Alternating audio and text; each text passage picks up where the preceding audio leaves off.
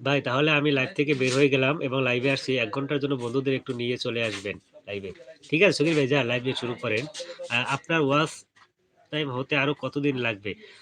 আ আপু আমার শোনেন আমি বলি এটা ওয়াচ টাইম এর বিষয়টা হচ্ছে কি আপনাকে মানে ১ বছর সময় দেয় ৪,০০০ ঘন্টা ওয়াচ টাইম পূরণ করতে।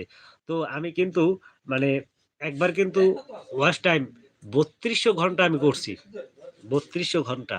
সেই ওয়াচ টাইমটা আমার পুরোটাই বৃথা গেছে। আবার কিন্তু নতুন করে শুরু করছি।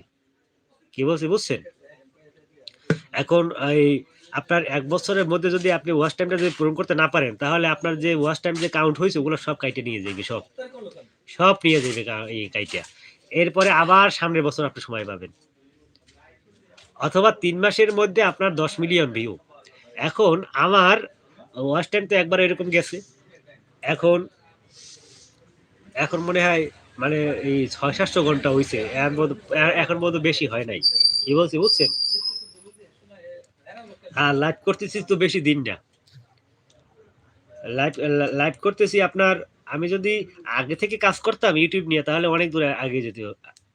কেন মি বৃথা কেন হয়েছে? বৃথা আপনার ওয়াচ টাইম যদি আপনি যদি ফুল যদি পূরণ করতে না পারেন, আপনার ওয়াচ টাইম থাকবে না তো ওগুলো তো কাইটে নিয়ে যাবে। বুঝেন নাই? আপনার ওই ওয়াচ টাইম তো কাইটে নিয়ে যাবে। আপনি আপনি কি মনে করছেন যে আপনি যতটুকু মানে ওয়াচ টাইম আপনার ওখানে হইছে, হ্যাঁ? ৪,০০০ ঘন্টা ওয়াচ টাইম এ ঘর যতটুকু পূরণ হইছে আপনি কি মনে করেন আপনার ঘরটা ওরকম থাকবে?